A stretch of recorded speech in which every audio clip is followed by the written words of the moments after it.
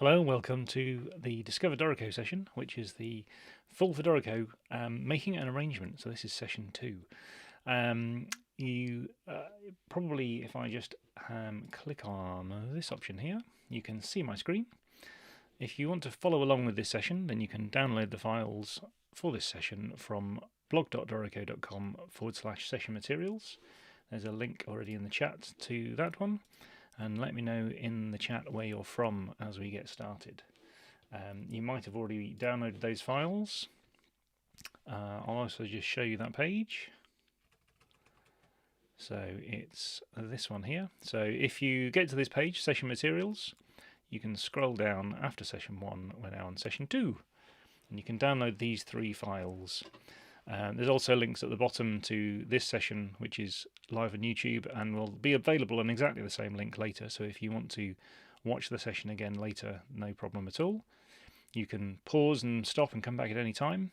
If you want to follow along today, that's no problem. If you want to just watch today and then follow along on another occasion, also no problem.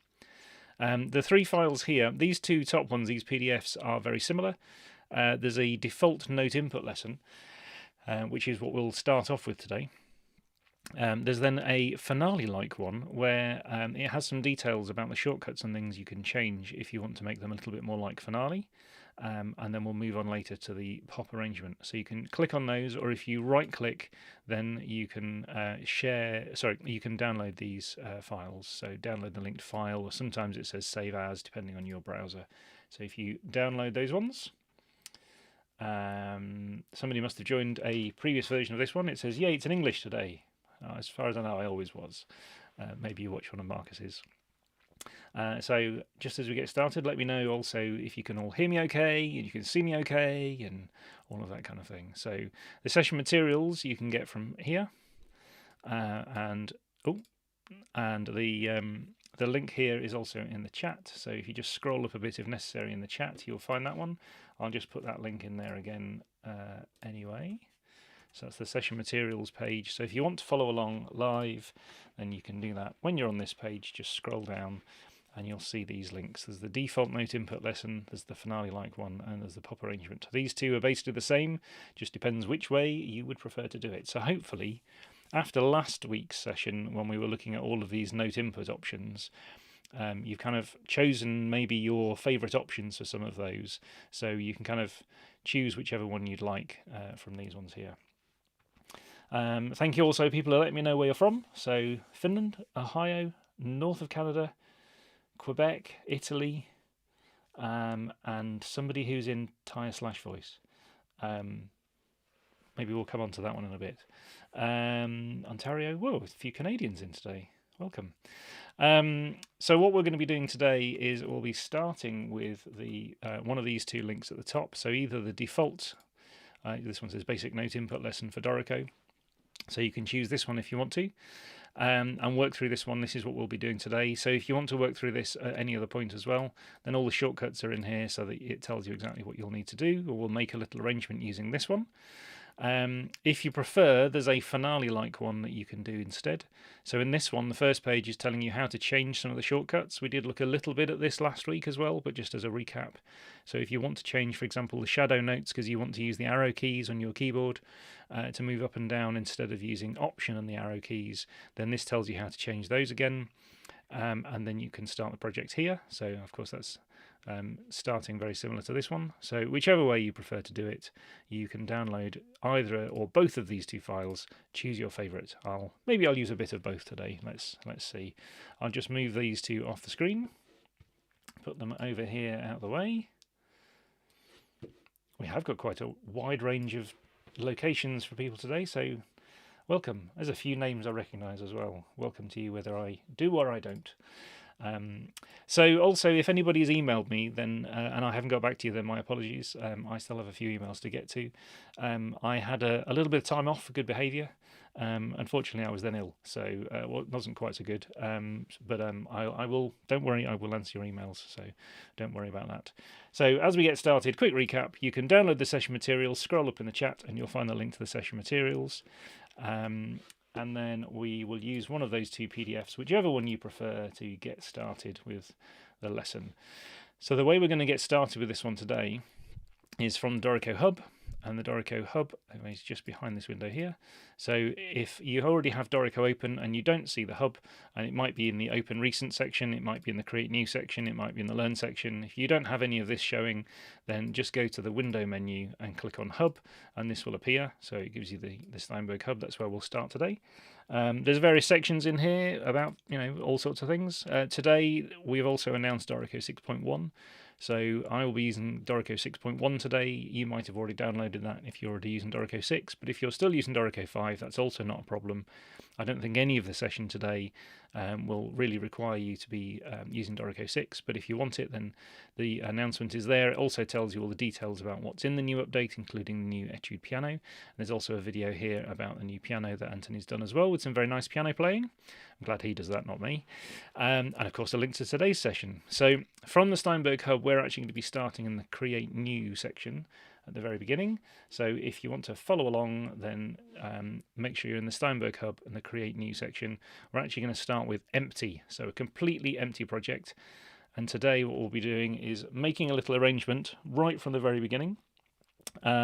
Using some of the skills that we learned last week for the note input options, choosing your favourite options hopefully for the things that you've got there. And then we'll be then looking at the other project I've given you, which is a pop project, which is on this session materials page. So this pop arrangement, and we'll be adding some other things to that pop arrangement to kind of add in a few other things, but maybe not quite from the very beginning of that one. So let's get started. If you're following along in the Create New section, choose the empty category. We've got this empty template, so it's got no instruments in it. You can optionally give it a project title and composer if you wish. Your paper size, page size may well be set to something else. It may well be set to letter, for example. Mine's on A4 just based on the location of my computer. And the location of me, of course, as well. The rastral size is the staff size, so 7mm is a good place to start. So use 7mm, no problem. If you have projects will use multiple flows, I would maybe untick that for today. We're not going to add multiple flows.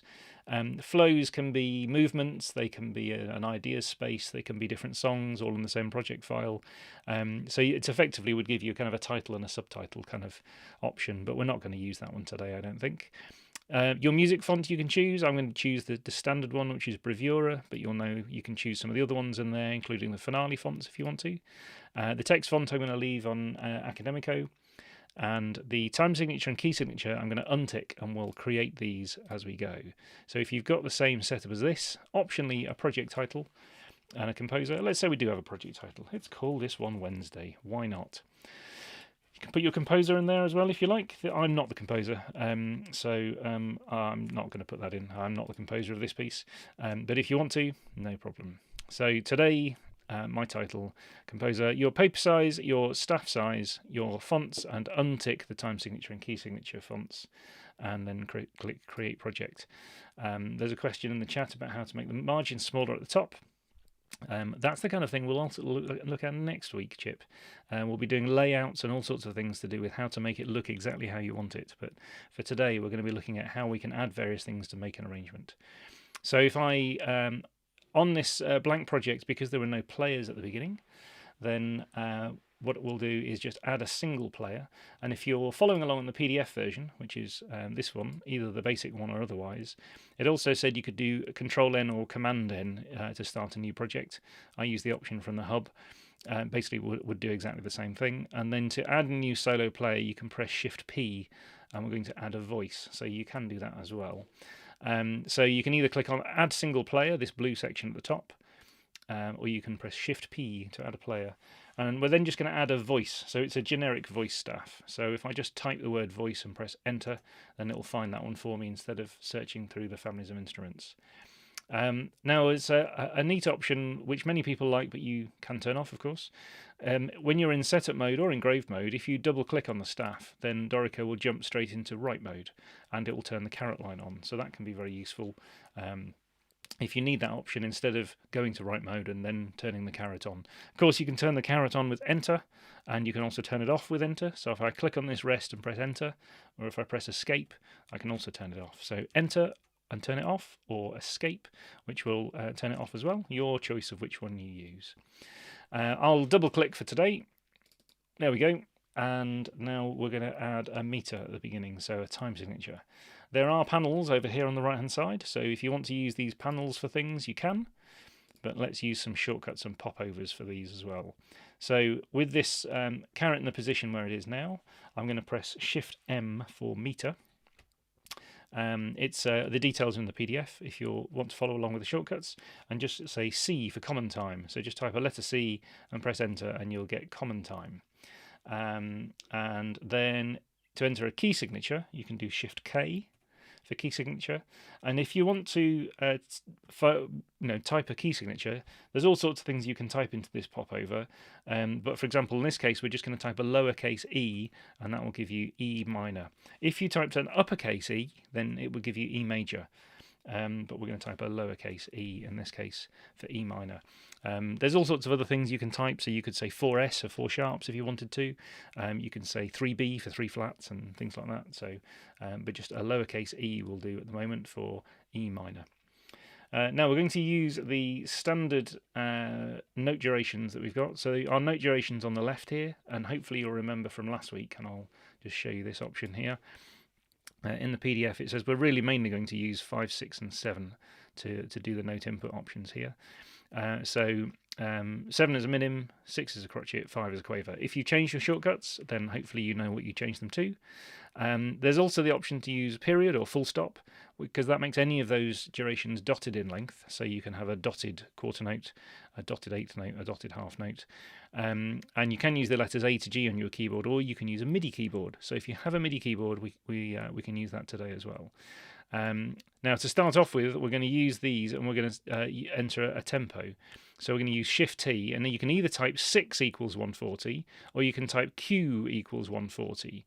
So 6 is because 6 is a quarter note here, and Q obviously for quarter note. Or you can just type Allegro. So if you don't want to bother with any of that, just type Allegro. So what we'll do is, I'll move this out of the way. We'll go to this, where we are here. We'll do Shift T, and you can type any of those things. So Q equals 140, or you can type 6 equals 140 if that's where you prefer to think, or you can type Allegro and just press enter, and that will add that to the score or to the project. If you want to change these as well, if you look in the properties panel at the bottom of the screen down here, then you can also choose the other options. So for example, do you want to show the metronome mark as well? So do you want Allegro and the quarter note is 140? You can edit that down here as well. You can change beat units, you can say parenthesized and various other things. So if you want to choose any of the other options, then you can do as well down there. Now we're going to do some note entry type things. So this is where you may have decided what your favourite way of entering notes is. So you might be pressing K, because that will turn on this option, which is the pitch before duration, if you prefer to work that way. So then you can choose the pitch. So you can choose, for example, an E. You can optionally move it up and down, and then you can decide what the duration of that is, so pitch before duration. Or if you don't have this K or pitch before duration option turned on, then you'll be choosing the duration first and then entering the pitch. So that's what I'm going to do, which is the Dorico default option. So I'm also going to use a MIDI keyboard for this. So here you can see I've got I've got a MIDI keyboard set up, and then I've got obviously my my QWERTY keyboard as well. So there are various options you can do. If you don't have a MIDI keyboard, then and you're following the PDF, it says you can, for example, press 7E, and that will give you a half note down here. You can move it an octave by using Command Option up and down. So if you're on a PC, then it'll be Control and Alt and the up and down arrow. And then you can also tie this one, and there's various ways you can tie it. The way I'm going to do today is just to lengthen it along the rhythm grid. So if you remember, the rhythm grid are these orange dashes across the top. They're slightly obscured at the moment by the tempo marking, never mind. But there's the strong and weak beats. So we're using we're using eighth notes by default. So when I've got this note here, and I want to extend it, I can just use Alt Shift or Option Shift and the right arrow. So Option Shift in my case and the right arrow, and that will extend it along the rhythm grid. So that saves me bothering to have to do a tie and tell it what the pitch is and everything else. I'm just extending the note that I've already got. So then to enter the next two notes, I'm going to press 5 because I want an 8th note. I'm going to use my MIDI keyboard. I'm going to type the notes on here. I've got my MIDI keyboard in the wrong octave already. Well done me. So I'm just going to switch my octave switch option here. There we go. That's better. So if you need to undo, you can either press Command Z, or there is an undo button at the top right of the screen up here. So just for this little initial basic exercise of a little bit of recap of note entry. So I'm now going to press 6, and then I can enter that note. Now this obviously is 2 tied 8ths, and I just chose a quarter note because Dorico will work that out for me over the bar line. When I type the next note, then it'll keep going. And here in the middle of the bar, it's showing me the middle of the bar, so it's giving me 2 tied 8ths. But as I keep going, then it'll reform that. So because the rhythm is continuing, then Dorico's happy with that in the preferences. And it's one of those preferences you can change. So if you don't like that way, you want it to show in the middle of the bar, there's that option as well. It's in the library notation options in note grouping if you want to change that. So just to finish off this little bit of note entry, then I'll do that, and then we'll do that. There we go. So the exact shortcuts and things, and the pitches and everything we're entering are in this PDF. So if you're following that when you've downloaded it, then you'll have all those options. It also says in there that if you want to record like a sequencer or like a DAW, then you can do that. If you just choose the first bar on the page, then you can use the record button and it will give you some beats in, and we did that last week as well. So if that's the favorite option that you want to use, then I just turn my carrot line off by pressing enter. If you choose this first bar here, then when you press the record button, then you'll get the click that we had from last week, and then you can play the notes in live if you want to as well. Let me just check. There's nothing in the comments so far. Yes, Allegro is already preset to a specific tempo, yes. On the right hand side over here, if I open this panel, you can see there's all sorts of tempos here, and they all have lots of different options, and Allegro already is 140, which is what we wanted. So if you want one of these, then you can choose them, but these are just the presets. So like I said, once you've chosen it, in the properties panel at the bottom of the screen, you can then edit things. So if you wanted it to be 138 or something, something different, you can tweak it down here, and that will change for you. But yes, all of these ones already have preset options here, so you can use those as well. I think that was okay. So if you want to play back things at any point, so if you choose a note, so any note can be at the beginning or otherwise, then you can press P, the letter P, and it will play back from that point. When you press the space bar, it will stop playback. When you press the space bar again, it would replay from wherever it was. So you see up here, there's a marking of the bars and beats of where the playhead currently is. So you can, and you can also click on it and get a time readout as well if you want to. So if you're using that option, you can tell where it will play back from. If you prefer that the green playhead is on all the time, there's also an option for that in the Dorico preferences. So Dorico preferences on Mac, or if you go to edit preferences on PC, then you can put the playhead on all the time. If you're working with film, for example, with writing to video, then you might want that on all the time so that you can always see where that is, and it synchronizes with the video playback and that kind of thing. But for this, we're only going to have the playhead on, and that's the standard option by default in Dorico, is only to have that on when it's actually playing back. So we'll use that one. There's also a few other play shortcuts as well. So for example, if you have a numeric keypad, then the dot on the numeric keypad by default is this button here, which is return to 0 or rewind to beginning of flow. So if you press that, it will go back to the beginning. You can use the enter key on the numeric keypad. So I'm talking about this one down here in this corner of, you can press that one, and that will also play back from wherever the playhead is, so you can use that one if you want to. But if you've remapped your numeric keypad to do other things, then you might have remapped those shortcuts anyway. So the common one is just press P when something is selected. So if I select a note here and I press P, it will play from there, and spacebar to stop. So now we're going to enter a few lyrics for this one. So the lyrics we're going to enter, you can type them out, and we're going to say, I'm going to say, I can write lyrics for all my choral friends. And the hyphens we're going to type as hyphens, and that will help us as we go. You can also copy and paste them. So if you want to copy and paste them from that document, then you can do that as well. So I'm going to click on this note here.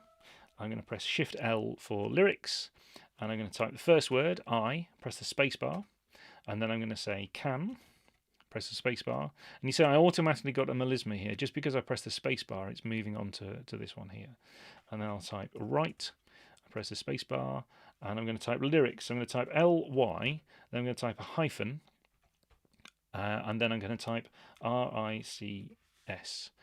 And now you see it's added the hyphen in the middle between those two, so we know it's a hyphenated word. So for all my, same with choral, so CHOR hyphen, and it's moved on, the caret's moved on, and then friends, like that. So now we've got all of the lyrics typed in here. You can also, like I said, you can copy and paste them. So you can copy and paste them from this document. So if you choose all of these options here and just press Control C or Command C to copy them, I will just remove my lyrics for a second. And if I type Shift L, then every time I press paste, which is Command V for me, or it might be Control V for you, if you're on Windows, then you'll get the next syllable. So all I'm doing is just pressing paste each time. And I could change and add other melismas and things in there if I wanted to, but copy and paste is also a very useful option. Let me just check a couple of the comments.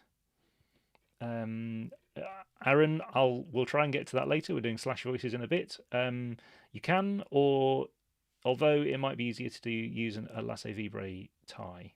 So in the properties panel, you can use those. If you have a note selected, you can use this option, and you can tie it that way if you want to as well.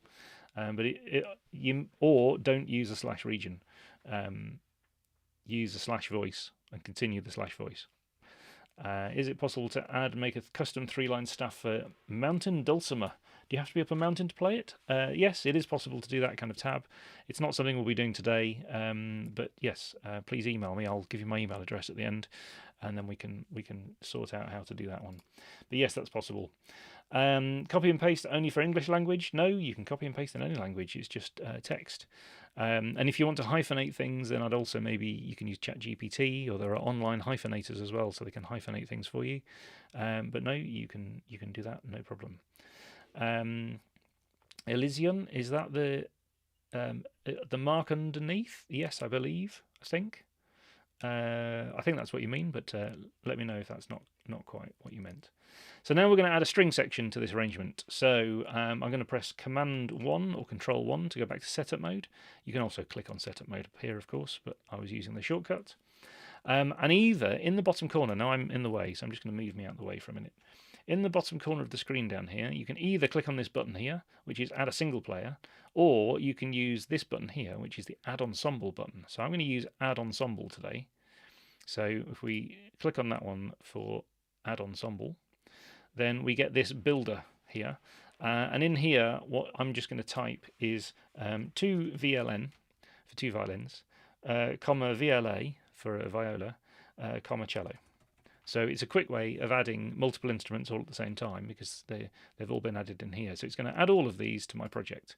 You can also, like I said, you can use the button at the bottom if you want to, the add player, and you can add a single player each time and add your players that way if you prefer, depending on what you need. But when it's a section like this, a quartet, then that's another way of doing it by using the ensemble builder. So now I'm going to go back to write mode. So we'll go Command 2 like this. I'm also going to switch to galley view. So for galley view, you can either use this option down here for galley view, or there is a shortcut which is Command Option 1 for page view and for 2 for galley view. There's also fill view, but I'm not going to use that one right now. So now I can write, when I end up with more bars over here, it will just continue in one long continuous flow of music, or one continuous. So it's like scroll view in Finale or panorama in Sibelius, and we call it galley view. It just means I don't have to kind of go up and down on the page when we get to a system break. So now now I'm in this one, so you're in right mode, and we've got galley view turned on. So now I'm going to double click at the start of the violin here, and just so I've got the caret line turned on, and then we want a breve basically. So what we're going to be entering is quite a long note. So double whole note is what you call it in the US. So I can press 9, I can get double whole note. And then I can press G, or I can use my MIDI keyboard, whichever you prefer, so that I've got that note. Now what you can also do is I want to extend this into the next bar. So you could also press T for tie and another duration and keep extending it. So I could do T for tie, and I could say 7 because I want to extend it. And I want it to extend also with a dot, so I could press the rhythm dot, and I can press G again. So I could do that and add a tied dotted half note if I wanted to. I'm just going to undo that. What I would actually tend to do is just use the Option Shift or Alt Shift on PC and use the right arrow and just extend it until it's as long as I want. So I just keep tapping the right arrow key. If you go left, then it will shorten it. If you go right, then it will lengthen it. So I quite like that option, just so that I've got it the length I need. Then I want to enter a row of eighth notes. So I'm now going to press 5 for eighth notes, and I'm going to play those in. So I can play all of those. If you're using the pitch before duration option, then you would play the pitch first, and then you press 5 for the duration, whether you're using a MIDI keyboard or whichever option you're doing, whichever option you prefer to do. I'm just using the default one for today. You can also enter slurs, so I'm going to turn the caret line off because I don't want to be entering notes still. You'll also notice, if not already, you might have the little ghost note appearing like this, and I tend to turn the ghost note off because if you want to now select things over here, for example, if I want to select this A over here, it will start putting notes in again, and I don't want that. So I have this arrow here turned off, enabled, I suppose, which turns the ghost note off. It just means that I'm not clicking on the staff and entering notes by accident with my mouse. So now if I hold down Shift and click on this note here, then instead of entering a note, it selects all of these notes. You can also do it by turning the caret line off first, either with Enter or with Escape. And then you can choose these notes if you want to do it that way. It might be safer in some cases. And I'm holding down Shift so that I can select from one note to the other, and it's selecting everything in between. And then if you press the S, or you can use this button over here if you prefer for slurs, then that will add a slur over all of those notes because they were all selected. Just a quick recap also from last week. If you click in the middle of a bar here, so between any of the notes, it will select all of the notes in that bar. If you choose the beam, then it will select all the notes underneath the beam. So you could also select this beam and Shift select this beam. There's various options when you're doing note selections and that kind of thing to how you want to do it. Again, you can choose your personal preference. Let me just check. There was a couple of comments. Hang on a second. Oh, sorry, David. Thank you for answering those. They're very useful. Yes, yes, you would get the. Yes, it was that was the Elysian curve. Yes, connecting the words. So yes, you can do that. Yes, so just type an underscore character instead. Yes, try that one out. I didn't have any of in mind, so sorry about that. Now for violin 2. Now I'll show you a couple of ways we can do this one. So for violin 2, the easy option in the PDF is to start the caret line here. So double click here, and if you press 6, then you can press E and get 4 of those. Now to make sure you've got all of them, if you then click in the middle of the bar and then keep going, you can just press R to repeat all of those. So we've now got them repeated for 4 bars. Not terribly exciting yet, but don't worry, we'll change some of this in a minute. Now for the viola, what I'm going to do is if you choose all of these notes here, like this, so I've held down Shift and I've selected all of these. So again, I've selected between these 2 notes, hold down Shift, and then choose this one here. So that gives me all of them. And now you can either Alt click down here. So if you hold down Alt or Option, then you can copy them that way. That might be a favourite way of doing it.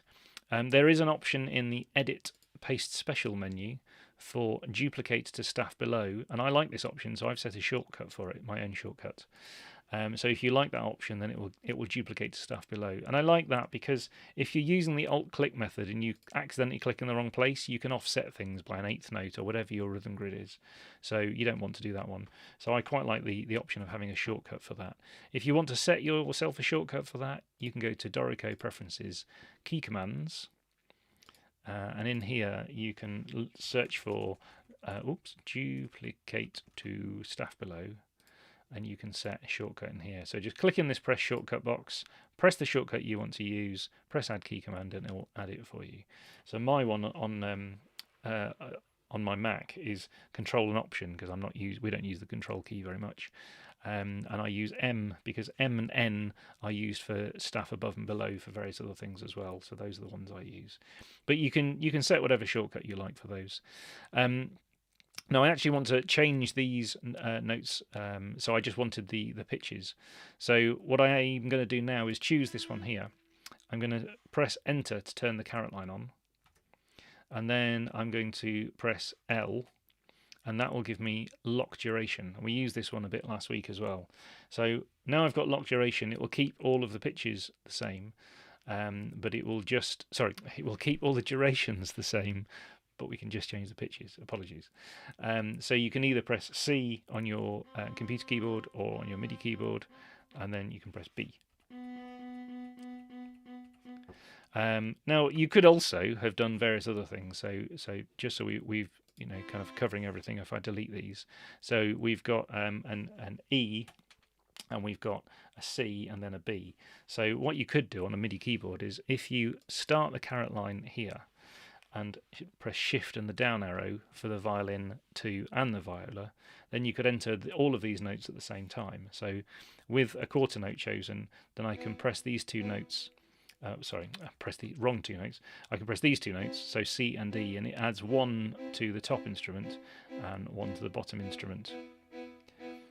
So if you wanted to do it that way, that's probably a quicker way if you knew that was what you wanted in the to start off with.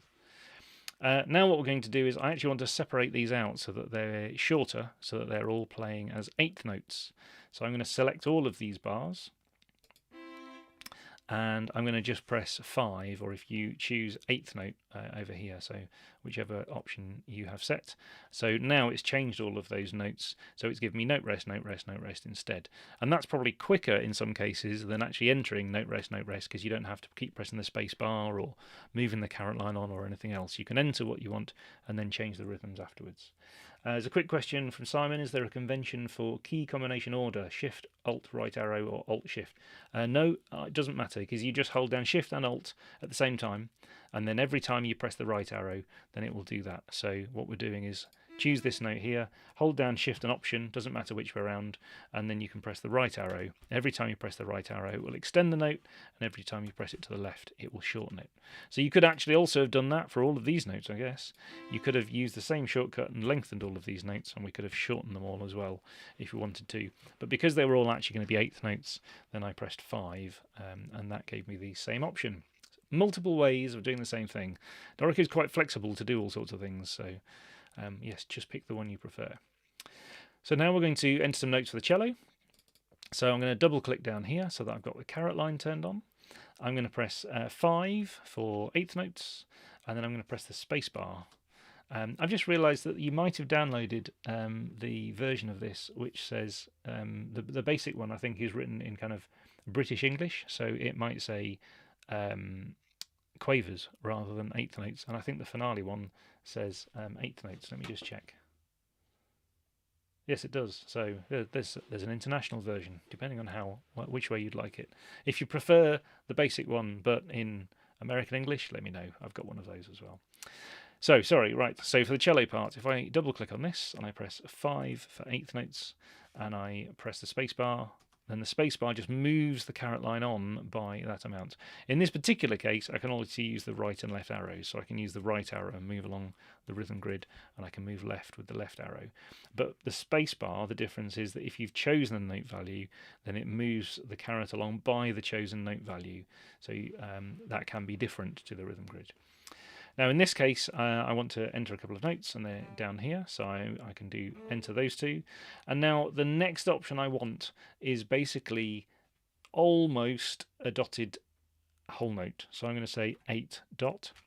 You might have also remembered from last week that instead of doing 8 dot, let me just turn that one off, I can also just type 88, which is a quicker way of doing it. So because the dot is all the way down here, when you're doing this quickly, if you've got your left hand just on the numbers at the top, you can just double tap a number and it will give you dotted. So 77 would give me dotted half note, 88 is going to give me a dotted whole note. So now I can just press the C on your MIDI keyboard or otherwise. So we've got this, and I want to extend it. There is an option, by the way, in Dorico as to whether you want double dotted notes or not, and it's on by default. So I'm going to extend that slightly. So now it's the full length of that bar. And then for the next bit, I'm going to press 5, press the space bar, and the next 2 notes, and then I'm going to do the same again, 88, and I'm going to press that E, and then I'm going to extend it using Option Shift and the right arrow, because that's a quick way of extending that along the rhythm grid. I've just realised my camera is getting slightly in the way, so let me move that one for you. So now we've entered all of those notes. Don't forget, press Enter or Escape to turn the caret line off. And if you want to see how it's going to look on a page, because we're now in this long continuous galley view, then you can choose the page view option or the shortcut or the option in the menu. So now you can see we've got this. In my particular case, on the size of paper I've got, it's putting it onto 2 systems. If you used letter size or a different size staff, then you might have music in slightly different places, but it will format to the size of the page. So I'm going to press galley view and go back to that one. There we go. So now the next option we want to do on this one is to add some dynamics. So to enter the dynamics, and we're going to do this for 3 of the instruments at the same time. So I'm going to choose the violin 1 here, and I'm also going to hold down Shift, and actually I can probably put this back on again now, can't I? Yes. I'm going to choose this one here, I'm going to hold down Shift, and I'm going to click on the viola note here as well. So that's selected everything in between because I was holding down Shift. So now I'm going to use the Shift D popover, which is for dynamics. So just type Shift D and enter MP, and that will give me a mezzo piano for all of those instruments at the same time, which is quite handy. And then on the cellos at the bottom down here, I'm going to choose that note. I'm going to do Shift D and this time type MF. There we go. So then we've typed the mezzo forte down there. There is a panel over here. If you want to enter dynamics from this panel, you can choose a note and you can choose the options over here. But often people find it quicker to use the popover because then they're not moving up and down with the mouse quite so much. You can just use the keyboard shortcuts for those. To enter some of the articulations, we did look a little bit at some of these articulations as well last week. So as a quick recap, on my particular keyboard, then the articulations are to the left of the Enter key. So I've got these square brackets here, and I've got these 2 buttons here, and you can see that they correspond with the various articulations. And these buttons here are corresponding with these 4 options on the screen. So you've got the you can see on this version here, they're all in alignment. You may find in different other countries in other layouts. So for example, if you're using a US layout, then you might have more this kind of arrangement. So only one of them is down here, and because of the size of the Enter key, one of them is up here for tenuto. But that's where you will find your articulations if you want to use them as shortcuts. You can, of course, also click on the option on the screen over here on the left-hand side. So what we're going to enter to start off with is some staccato dots, and because we want them on lots of notes down here, I'm just going to click in the middle of this bar here. I'm going to hold down Shift, and I'm going to click on this bar here. And now we're going to press the staccato dot shortcut. So they all have staccato dots. And for the cello, I'm just going to accent these long notes. So I'm going to choose that one there, press the accent. I'm going to choose this one here and press the accent. You could also use the arrow keys to move around these notes if you want to. And now you have more notes on the page. You can use the arrow keys to move up and down and to move left and right for all of the selected items on the page. So if you want to add articulations and things that way, then you can do that too. If you've been changing your shortcuts, of course, for the arrow keys, then hopefully you also followed the instructions to remap those move options. So maybe you're using option for those or something else. But the default option is just to use the arrow keys to move around, to move up and down and left and right, which is quite intuitive. Let me just have a look in the chat. Bear with me a second. Somebody's eighth notes in the cello are beamed together rather than broken beams, as in my example. That would also be some of the options that you would have, either depending on the meter or depending on the options in library and notation options. And in here, there are all sorts of options for beam grouping. So maybe this is without a simple time signatures without a half bar, but we do have one. So it may be that maybe you've got one of these other options set, maybe this one. And that would give you these tied to beams together. So if you don't want that one, you can choose for groups of notes in simple time signatures with a half bar. Choose this one if you prefer. And then, you can't quite tell, I'm just pressing apply down here. There you go. So choose this option, press apply, and when I press close, then it will unbeam those. Somebody else has asked, why can't I enter an eighth rest, a dotted half, and an eighth rest? Why does Dorico force ties? It will. Oh, David's just answered as well. Yes, so it would be. It's following the conventions of the meter you're in. So I've chosen common time here. So common time, or common, or 4/4, or 3/4 or 6/8, whichever meter you're in. Dorico will work out the correct meter following the standard rules, and those are the rules really that are also set in notation options in many cases. So in these notation options, if you want to change the way the notes are grouped or that kind of thing, first have a look in here and see if there's any options for the things and the settings that you want to change. And if there aren't any things in there, then you can use the option called force duration. And we use that, I think we used that a little bit last week as well.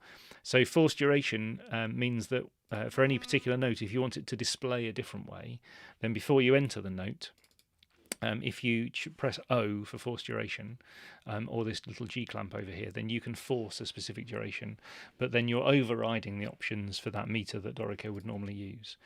So normally it's a good option to have it on, but you can also turn that off if you want to. Is there a place to help figure out what shortcuts to use? My keyboard seems to be different in examples. So there are some standard shortcuts for some of those things. If you want to reset some of those shortcuts, then you can do that in the Dorico Preferences menu. So if there's a particular square bracket that is in a difficult place in a different language keyboard and you want to change it, then you can do that. And you can do that in the Dorico Preferences. And when you search in the key commands for staccato or various other things, you can change the shortcuts in there if you want to as well. There was also a question about bowing marks. So yes, I wasn't really doing bowing marks today. Not one of my one of the things I'm that good at. But let's have a quick look at bowing marks. So if you choose a note, then on the right-hand side over here, then there is a playing techniques section. So if I click on playing techniques, then these are all in various categories and families of instruments. So if I look at the strings section here, then we've got some options in here. So you can, again, just click on them here, say down bow, for example, or you can choose up bow from here as well if you wanted to. I don't think you would have an up bow there, but there you go. And then you can also do them from a popover. So if I just delete that one for a second by pressing delete, if I do Shift P here, then I can also type things like up bow into the popover, and when I press enter I'll get an up bow, or Shift P and type down bow, and then I'd get a down bow in there as well. So yes, you can do bowing marks from there. Also, once you've got one of these bowing markings, if it's easier or quicker, then if you hold down Option or Alt, then you can click them in other places, so you can copy them to other places, much the same way you can copy other items as well. So I hope that helps. I don't think there's any questions I've missed, so let me know. I'm just going to add one other option, which is chord symbols to this. So I'm going to choose this first note here. Now, chord symbols are global items, so they actually are available for any of the instruments. But in this particular case, I'm just going to add them to the voice staff, because that's going to be a simple example for this one. So I'm going to press Shift Q for chords. So on my keyboard over here, I'm just going to press Shift Q. And then on the if you want to on your MIDI keyboard, you can play a chord. So you see, as I played a chord there, I'm just going to press the space bar and move that out of the way for a minute. Then it gave me a C over G because I was playing an inversion. If I just go back and delete that, if I also played a bass note, then I'd get a chord of C. And there are various MIDI preferences for how you want that to work. If you don't want to do that, you can also just, of course, type your chord symbol. So if I type capital C, then it'll give me a chord symbol. Pressing the space bar is then just moving on to the next beat. So if I move on to this bar here, then we can type E minor, or you could play it on the MIDI keyboard if you prefer, and press enter. So simple way of entering chord symbols, just use Shift Q, and then you can enter chord symbols. Now on the right hand side, just for completeness, you see we have all these panels down here, and this has a palette symbol at the top. So this opens these palettes of options. If you were to choose this option here, which is the popovers option, then down all the way down here, these buttons now will open popovers. So when you've got something selected, like here for example, if you were to choose this option here, this C7, this is the chords popover. It's just above the keyboard that I've got on the screen, and that will give you the popover. So if you want a button to do these kind of things, then there's one here for lyrics as well. So we used Shift L for the lyrics earlier, but there is a button here. There's one for text and some of the other items. But these ones, because they only activate popovers, when you're in this mode here, which is the panels, they don't appear because the panels have different options. So then you can use a shortcut like Shift Q to enter your chord symbols in there. So if you're wondering, is there a button for it? There you go. So here's this little little arrangement to start off with. So to play it, if you click on any of the notes at the beginning, doesn't matter which instrument, then you can press P.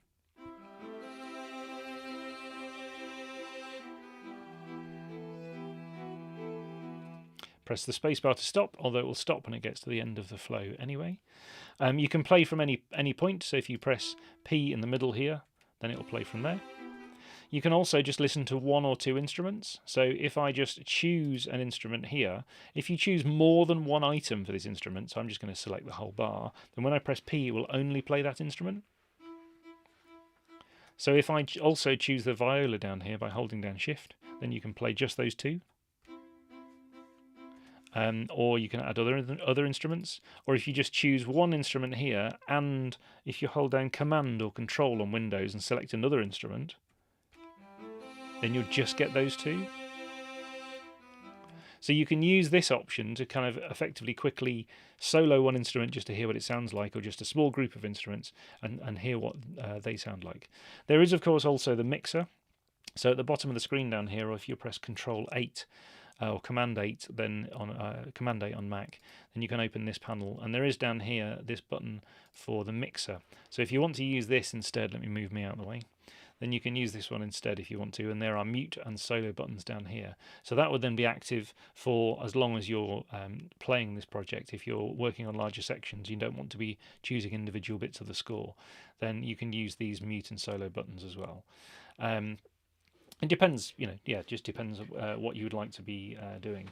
While we're down here in this mixer section down here, there's also a button over here, which is the live stage. So these two buttons, there's also one here for live space, but we're going to click on live stage.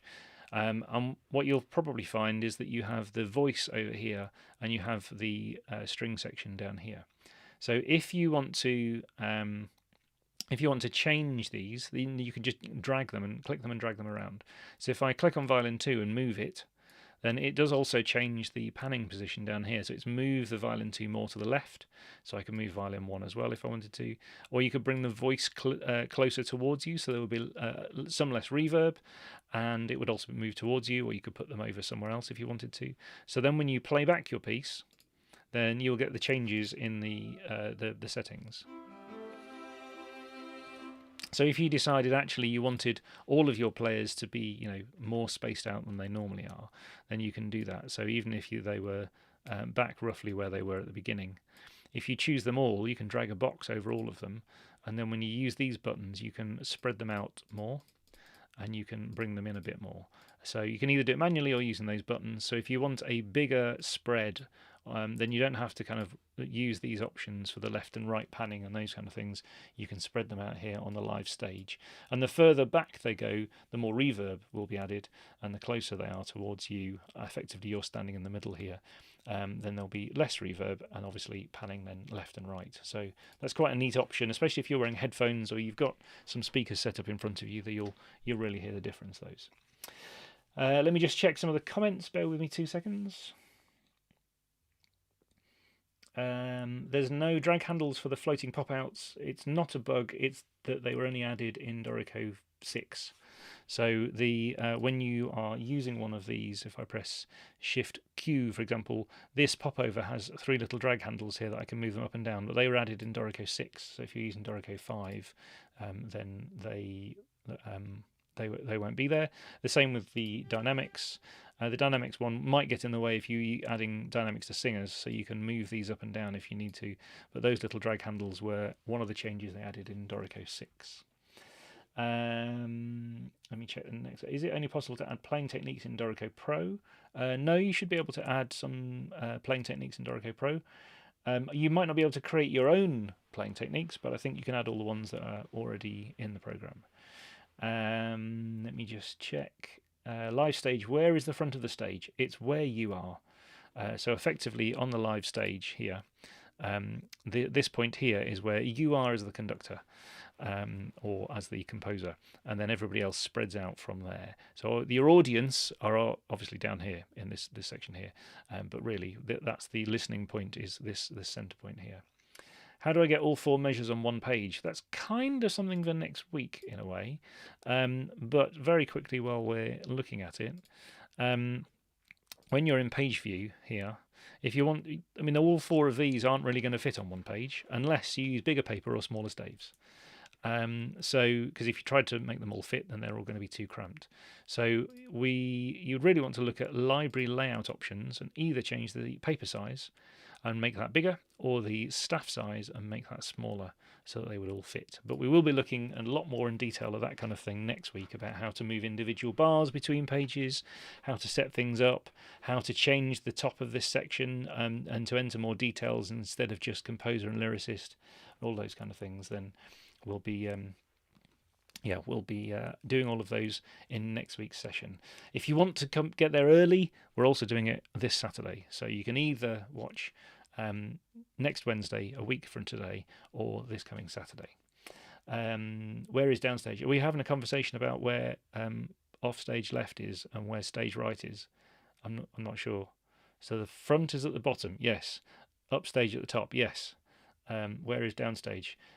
So where you're standing as the conductor is here, right at the bottom down here. And you'll know, because as you drag things left and right, then you'll hear them go left and right. And as you move things away, they'll sound like they're further away.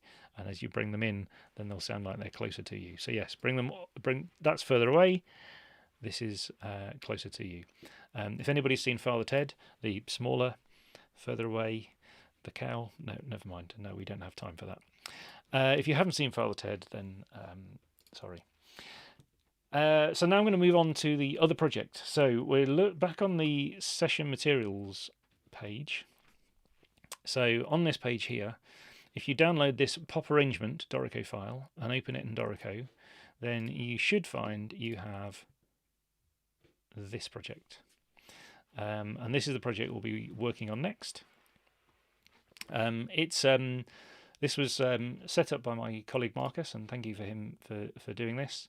And the idea of this project is that there's sort of some bits missing that we've taken out, and we're going to show you how to put these back in. So we're going to be looking at some of the /region options, entering some of the notes for things like drum kit we'll start with, double bar lines, and various other things that you might want when you're doing an arrangement. So we'll use this as our start, and there's already some information in it. We'll use this as our little guide project. I didn't want you to have to enter all of the notes from the beginning, so I thought if we start with this one, then we'll go from here. I'm just going to also, if there's any other questions about that other project just before we move on, then please let me know. And also, if anybody needs it, we can have a 2 minute break. So if you want a quick comfort break, I've realised we've got to basically almost the top of the hour. So if you want a quick comfort break, then we can also do that.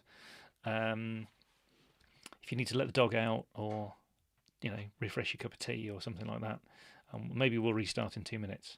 Or in Roland's case, according to the chat, he's just going to maybe quickly watch a bit of Father's Head. So 2 minutes, and then we'll restart with our next project. If you don't already have that project, go to the downloads page for that. So the session materials page, I'll just put that in the chat again. There we go. And download the pop arrangement. Open that in Dorico if you want to follow along, and we'll do that in just a couple of seconds, a couple of minutes.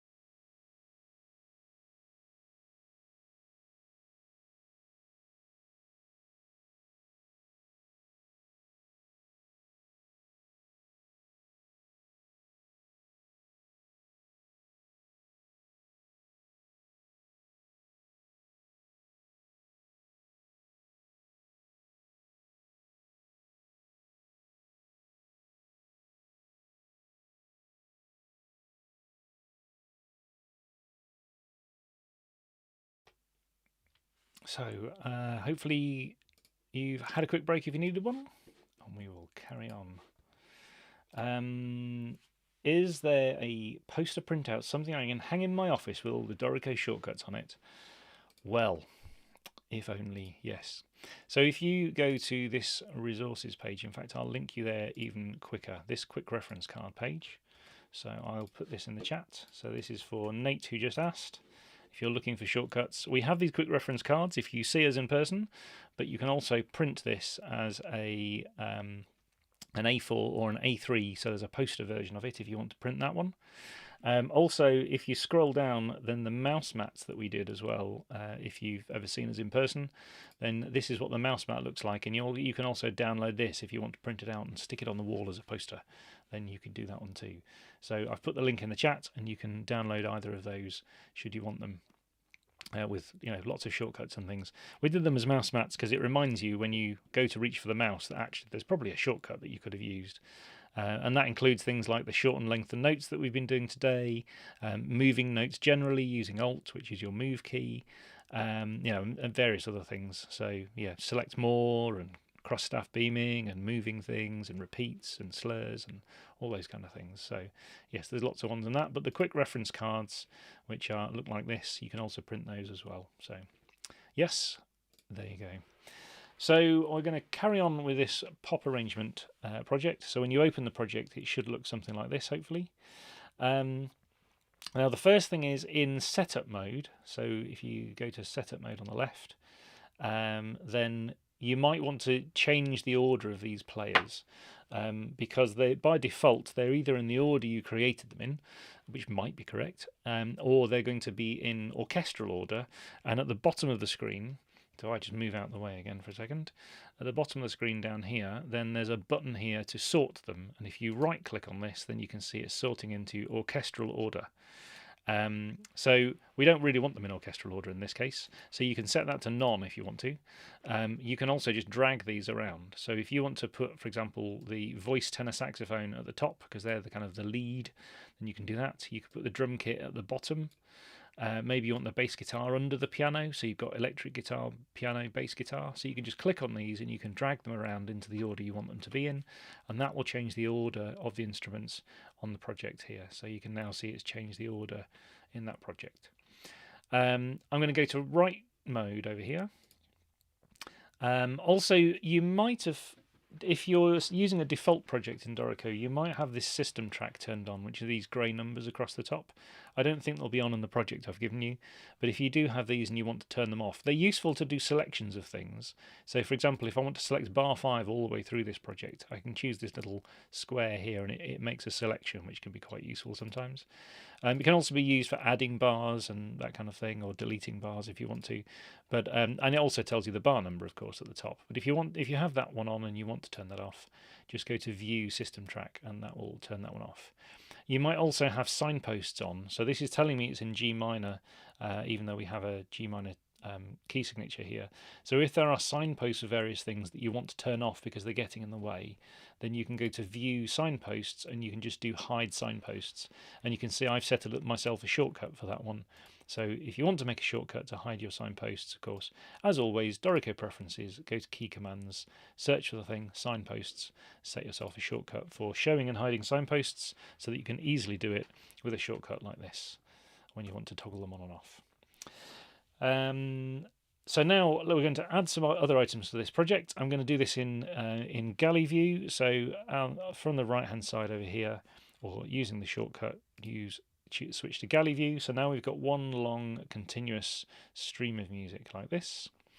So now what we're going to do is add some other items. So there's a double bar line here, but we also want one on bar 5. So you can choose this double bar line here between bars 4 and 5. You could either, on the right hand side, click on this bars and bar lines option, which will open this panel. And because this bar line's selected, if I choose a different one here, then I'll get that double bar line. You can also, without these and using popovers, of course, you can type Shift B for the bars and bar lines popover, and you can type double pipe. Now, where that exists on your keyboard might depend on, again, the layout of various things, but it's the vertical. Oh, there he is. Is the vertical pipe. So you just type 2 of those because it looks like a bar line, and you can do that. If you wanted to do other types of repeats, and we'll look at some of these as well, but you can do Shift B, and you can type things like colon pipe because I missed colon pipe because that will give you what looks like a repeat bar line, or you can do pipe colon, and that will give you a repeat the other way, and you can have both of them at the same time. But in this particular case, I just want a double bar line, so that's what I'm going to use. Now we're going to enter some drum notation, and we've not really done any drum notation before. So down here, because I've moved my drums to the bottom down here, I'm going to double click at the beginning, and if I just zoom in over here, you can use Z and X. So Z is the zoom in and X is the zoom out, because if you're Zing, like in cartoons, when you're falling asleep, then the music gets closer to you as you nod off. And if you press X, then it would get further away. But it's a useful one-finger shortcut for those. If you have a trackpad, then you can use pinch and zoom. So if you've got a trackpad and you want to use that as well, then you can do that too, as you normally would with anything else on a computer. If you have a mouse, then there are options to use a mouse as well. You have scroll wheel options and you can scroll left and right, but there are options in some cases that you might have set to zoom with a mouse as well if you wanted to. So just use Z and X otherwise. So Z, zoom in. For my drum kit, now I've got the caret line started here. If I press the up and down arrows, then it will move to the various parts of the drum kit. So you can see it's moving to all of the bits of the drum kit. Not every single line and staff, it's just moving to the particular bits of the drum kit which are defined. You can change your drum kit, you can change the way the stems work and everything else, but just for this project, we're going to enter some simple notes. So in this case, I'm going to use a MIDI keyboard. You can, if you want to, move down to, for example, kick drum and press Y, which is the default note shortcut. Y is it? I don't know, but it is. It's Y. Or if you have a MIDI keyboard, I'm just going to change the octaves on mine. So middle C is now here for me. So 2 octaves below middle C, if I press the kick drum button, then I'll get a kick drum at the bottom down there, and then I can press actually D or E in this case with the way the drums are configured. Then I'll get bass and snare, so I can just do 1 bar of bass and snare with for example C, E, C, E, and that will enter those notes. Now if I go back with my arrow key here to the beginning, you can also, by the way, move in whole bars. If you use Command and the arrow keys, you can move along and back by bars using the arrow keys with Command as well. So now what I'm going to do is I'm going to enter some hi-hat notes. So I'm going to press 5 for hi-hats, and I'm going to press F sharp because that's the hi-hat key, and you see it's automatically adding the correct note head and the correct stem direction. And if you, for a bit of fun, if you want to add an open hi-hat, then press B flat at the end and you get an open hi-hat symbol. So I'm going to press enter to turn that one off. So now I've got one bar of drums, and if I click in the middle of the bar and press P for play, then it'll play back that one. Press the space bar to stop. So now I want to repeat this for the next few bars up to the double bar line, and then I've written the rhythm out again and with some repeats. So we want these repeat symbols. We could write it out, but we don't need to write it out in this particular case. So to put the repeat bar symbols in, we choose this bar here, we hold down shift, and over here we click on this one. So I'm going to say over all of these bars, and then I'm going to press shift R for repeats, and I'm just going to type %. So it's looking very similar to this, looks like a % symbol. So when I do that and press enter, then I get the repeat options. I don't need to put the notes in underneath. This repeat region will automatically repeat this bar. So now if I choose this and press P, it still plays for these bars as well, so I don't need to put any notes in underneath. It also automatically puts this number 4 in brackets, and there are options whether you want that to display all the time or not all the time, whether you don't want the brackets, or if you just want to change this individual option, if you wanted to tweak that one as well. There are options. So somebody just asked, how do we toggle between kick and snare not using a MIDI keyboard? So for some other options, let me just delete the kick and snare, for example, here. Press delete. So if I double click here, then I can also use the up and down arrows, and I can move to here, and I can press Y, which will enter the kick and the snare. Or if I want to instead, if you think of this like a treble clef staff, if you press F, you'll get a kick drum, and if you press C, then you'll get a snare. So you can just press the letter F and the letter C, and that will give you kick and snare as well, so if you want to do it that way. So think of it like a treble clef, and it will be F, C, F, C. There is actually also an option in the preferences. If you think of it like a bass clef and you want to do that, then you can tweak Dorico's preferences to do that too. There is also an option at the bottom down here in this panel. There's a drum pads option here, and you can use these to enter all of these drum techniques as well. So we've got kick drum here, we've got a snare drum here. There's also rim shots and cross sticks and various other options. So you can use these if you want to. There's also an option to sort these. So there's a little sort button. So if this is your preferred method, you can use those as well. So lots and lots of different ways you can enter those drum notes if you wanted to do that. To enter the hi-hat, I pressed B flat. So this note here on your MIDI keyboard is B flat. So F sharp and B flat. There's also this one, which is the foot, which is A flat. So if you have a MIDI keyboard, those are quite easy. If you want to do it without a MIDI keyboard, then you can type open. It's in the it's one of these Shift P options over here for playing techniques. And if you have a look in unpitched percussion, then there are all sorts of techniques and options here. So this one, for example, is the open. So if you didn't have an open hi-hat symbol here, then you could also use this one here in this properties panel. Sorry, in this panel on the right hand side, if you wanted to use the open hi-hat. A MIDI keyboard is often quicker, but only, of course, once you initially learn where some of those are. The open hi-hat symbol, I think that, yep. So I think there's another question for the same thing. So when I was entering the notes, and I'll just delete that one there, in my particular case, I was just pressing the B flat button on the MIDI keyboard here. If your MIDI keyboard is not set up in exactly the same way, you might just want to check the preferences. Dorico preferences. On a PC, it's edit preferences, and in the play section, in the note input and editing section, apologies, there is an option for percussion input, and you might just need to make sure that you have use percussion map set if you want to use this option I'm using on my MIDI keyboard down here of where all these options are for drums. Otherwise it says use staff position, in which case you'd use F and C for bass and snare and that kind of thing. But use percussion map normally gives you more techniques, because that also gives you the options like open hi-hat, which you wouldn't have otherwise if you're just using staff position. So edit preferences on a PC, or Dorico preferences on a Mac. Go to note input and editing, and in this percussion input section, change this to use percussion map. and then you can have this percussion input as I've done it here. Right, so now for some other notes. So we're going to, let's just go up to here. So in bar, let's say bar 5. In fact, there's already some notes here. So let me just show you what might happen though. So if I just delete these notes temporarily from the keyboard, so I've selected them and pressed delete.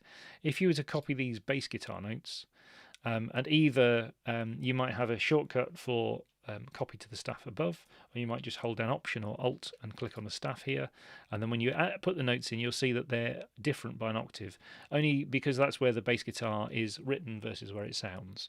So if you have that kind of option and you want to move them, this is where you would use your Command Option up arrow or Control Alt up arrow on Windows, so that you can move things by an octave if you need to.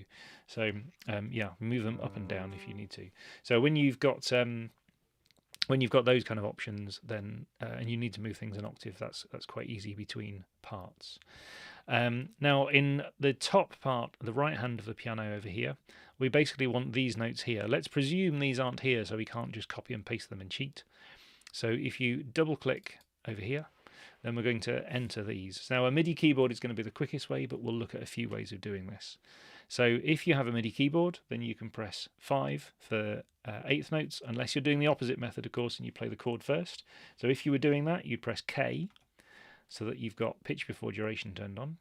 So this is the kind of more finale-esque. So now when you play notes on your MIDI keyboard in the right octave, you can then work out, there we go, we'll do it this way around. So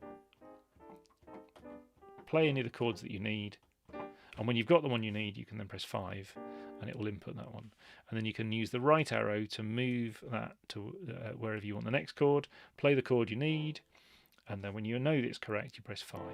If you're doing the Dorico default method, then when you double click here, then you would press 5 first, and then you play the chord, and then I'm going to use the space bar in this case to move on instead, and then I'm going to use play the next chord. So whichever method you prefer, then you can play those notes in from a MIDI keyboard. If you don't have a MIDI keyboard and you want to enter chords, your other options include you can choose a note value and press Q for chords, and now when I press a letter over here on my keyboard, so if I wanted to press a B, and then I can move that down an octave and I can press D, and it will build it up from the bottom up. So I've got the chord there, and if I move on like this and then I press C and I press E, now you want that to be a natural. So in my case, I can't press the natural afterwards. It depends how your preferences are set up from last week. So I'm going to just undo that and say if I wanted an E natural, I would press natural E, but you might have yours set up the other way, and then I'm going to press A. So that's another way that you can build up chords that way, just by pressing Q so that it turns on this chord mode over here. So whichever method you prefer, whether you have a MIDI keyboard or not, you have all of those options for entering notes. Now, if we want to put those chords up here in the saxophone and the trumpet and the trombone parts, then one of the options we can do is we can enter the notes up here. We can take these notes though, and we can do an automatic option. So we're looking for this kind of option here. So if I press Command C to copy these notes that are selected, I can then choose the saxophone, the trumpet and the trombone. So press Shift to select all of those. And from the Edit menu, if I go to Paste Special, I can choose Explode, and it will put one note on each of those instruments for me. So that's one option. Another option would be, in fact, I think I've got these probably the wrong way around, actually, these instruments. Yes, I've got alto, saxophone, trumpet, trombone. I don't want them that way around, do I? So I'm going to press Undo and show you what happens if we first go to Setup mode and then we move them around. So I've got trumpet, alto, trombone.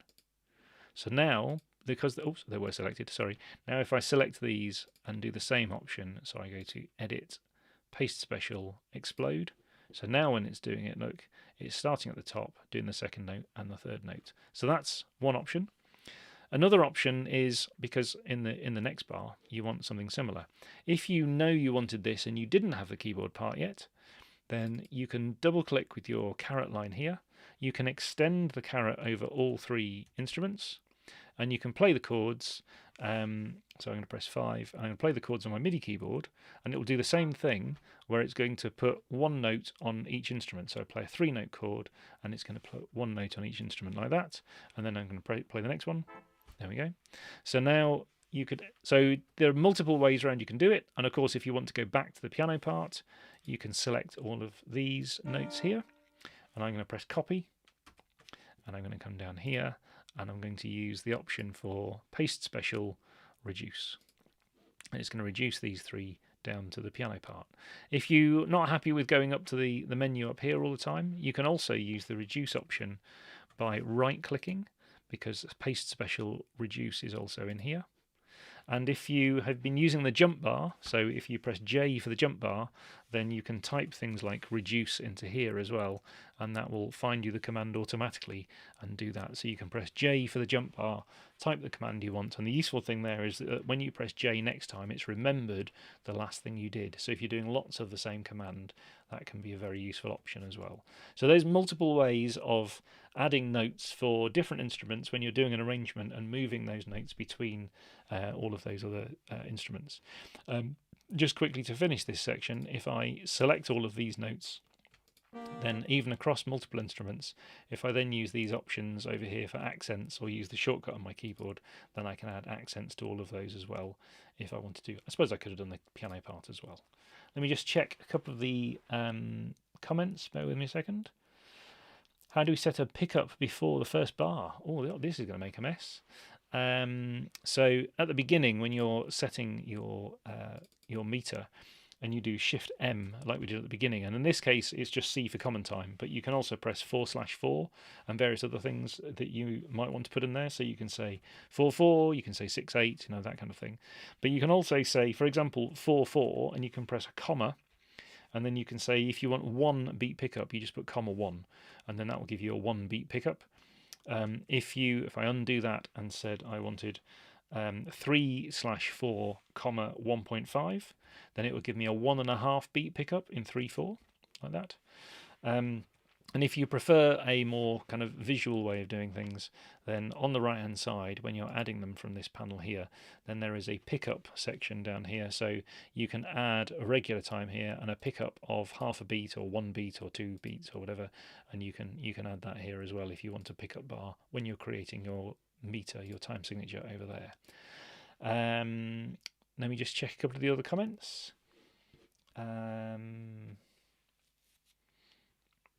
That was the hi-hats. I think we did that. Slash notation, yes, we'll do some slash notation in a minute, I think. And if not, we can add it, no problem. But yes, I think we're going to add some slash notation. And can you transpose by other intervals? Yes. So if you have a note or notes selected, then the default options are to hold down Option, and you can use the up and down arrows, and that will move diatonically. If you let me just put that back because that was supposed to be a natural. If you use Option Shift, then you can go chromatically. So you can do that as well if you want to for transposing things. There are lots of other options for transposing. There is a right menu option for transpose. So you can use this and you can transpose via intervals. You can also calculate your intervals over here. If you set your, you wanted to go from C to E and press apply, it will set the options for you. There is also an option to use a popover.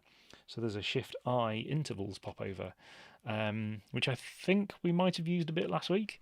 If I just show you, for example, on these notes down here, if I press Shift I and then I pressed -8, then it will add an octave below the notes that I already had there. You can also use Shift I and do things like building up chords. So you can say you want a third and a fifth, or you can say, for example, a third and a diminished fifth. And that kind of thing. So you can use that popover to add intervals that way as well. And you can also transpose notes this way. So in here, you can also say, for example, transpose by a perfect fifth. So you can transpose notes using that intervals popover. There is a PDF and also some help documentation about the intervals popover. So I'll put that in the chat at the end because I'd need to go and find that one. In fact, I'll put it in the description underneath this video, so you'll be able to find it at any point. If you're not watching this live, it should already be there, and so there's a link to the intervals popover. Bear with me a second. How do you input chords with the keyboard from the top down? Do you mean the MIDI keyboard chip? Let me know. If you mean the this keyboard, then normally you don't, but you can use the intervals popover. So if you had in here, if you'd added a note in here and you wanted to add a note underneath, then you can use the Shift I popover, and you can say, for example, -3, and you can add intervals that way if you want to, and you can build that up. So you can use Shift I, you can say -3, -5, for example, and you get a third and a fifth below. So that might be an option you want to use. You can also, if you're using the kind of finale-esque option, especially if you've got the pitch before duration, when you press G, or even if you move that one started somewhere higher, then when you add a note, so if you say I wanted that note, if you've got the chords option on, so you press Q for chords, then now you've got the ghost note underneath, so you can now add a note underneath, so you can press 5 again, and you can come back and you can add more notes like this. So I'm using the left and right arrows to move this along the rhythm grid where I want it, and then I can, obviously up and down's moving to other staves, I just use option to move, so you can choose a note. You can use option for me. If you want to just use the arrow keys, that's in the PDF guide we used last week, and also at the beginning of the finale-esque lesson that we did. So the finale-like note input lesson tells you if you want to change these shadow note options to just use the arrow keys instead of using option and the arrow keys. So if you're doing that a lot, if you don't have a MIDI keyboard, you like the finale option of just using moving this ghost note up and down, but without using option, then in that case you would want to probably reset those shortcuts, and those PDFs that you can download will have all of that information for you. But yes, Q for chord mode is one of the options you would want to use as well if you're doing that top down. Hopefully that helps. How can we add a quarter note symbol specifically in Oriental music? I'm not sure what the question is. I'm really sorry. Could you maybe explain more about the question, and I'll come back to that one. I'll move on for a minute. So the next two bars here, we want to be repeated. So the horn sections are playing this. So I'm going to choose these two bars, but I can actually choose all of these if I want to, and then I can press Shift R, and I can just say %2, and that will repeat. Give them a 2-bar repeat so they play the same thing. Again, you do not need to add any notes underneath any of these, so they will automatically play. So if I just select these 3 instruments, it will play these 2 with notes in, and then it'll play them again. So just adding this symbol will automatically do that. You can also, with these, you can copy and paste them. So with this chosen, if I hold down Alt or Option on a Mac, then I can copy it to the piano as well, so they also have that repeat. Yes, I'm not sure, Faddy, if you could expand on the question. If I want to manually put in an indication for open hi-hat, you would find that over here on the right-hand side. In the playing techniques, looks like a violin up bow, down bow. Then in the unpitched percussion section, then this option here, this little circle here, is your open hi-hat. So if you choose a note, you can choose the open hi-hat, or if you have nothing selected at all, then when you press open hi-hat, it will then be loaded onto your mouse. So when you click somewhere, it would then be added to that note. So you can do that one. That was without a MIDI keyboard. I've created an arrangement for string quartet. I want to convert it to brass quartet. I would change the instrument, to be honest, Roland. So if you had the previous project we had open, the Wednesday project, wasn't Adam Family Wednesday, and you wanted these instruments to change to brass quartet, the easiest way to do it would be to go to setup mode, and for each of these instruments, you expand this little player card here, you find the instrument that the player has, and you click on the three dots, and then you can just change instrument. And when you do change instrument, then you can change that instrument to be whichever instrument you want. So trumpets, French horns, anything else, then you can do that one in there. And that's probably the easiest way. You could add in extra instruments and copy and paste them if you wanted to, also if you wanted to keep the violin parts. But if you want to change them, use the change instrument option. Let me go back to our current project. A couple of other questions. It's quarter tones. Yes, if you want to do quarter tones and that kind of thing for key signatures, then on the right hand side over here, then there is an equal temperament option over here. So if you want to change a project, then you can choose, for example, one of the 24 EDO options here, because these would give you quarter tones. And when you do this at the beginning of the project over here, put the caret line in first, or select where you want to start. This is an important way around. Select where you want to start first, choose the temperament that you want, so 24, and then create your key signature. So Shift K, for example, atonal, or whichever one you want to use. So now it's set that at the beginning of this project, and you'll also see, if you have your signpost turned on, you'll see atonal written here as a signpost. So now this is now atonal, and it means that I have more accidentals available. So let me just turn that off. I have more accidentals available here, like quarter tones and that kind of thing, if I need them.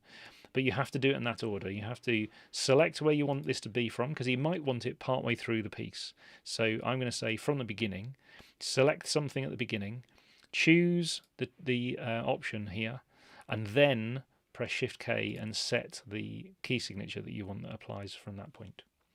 I'm just going to press undo because I don't want that one for this project, because it will sound weird and we'll get the wrong accidentals. So I'll go back, press undo till we get to there. Right, I'll move on. So now what we're going to do is add some slashes.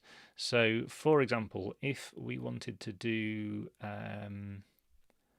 let's say we want to put these slashes in just for the electric guitar, this region here. I'm just going to delete that for a second. So you can choose any of these slashes, and you can see that where this section here starts here and ends here, so that's where this slash region applies from. And I can resize this one as well, so I can drag these drag handles, and I can use the same shortcuts I was using before, so Option Shift and the left and right arrows to extend and contract these. But to create a slash region in the first place, if I just delete it, choose one or more bars and type Shift R and type slash, and then you'll get a slash region. And then you have the option, so when it's created it, you've got a little number 4 under here. And if you don't want that one, there is a global preference for this, but if you don't want it just in one particular case, the same with these ones down here, it's in the properties panel. So in here, when you've got these selected, you can decide what it is you want to use. So make sure you're on the properties panel here. So this is my head in the way. Yeah, just move out of the way. There we go. So there's the properties. So now we've got various options here. So for example, if you want the count from to change, you can do that. The count frequency you can change.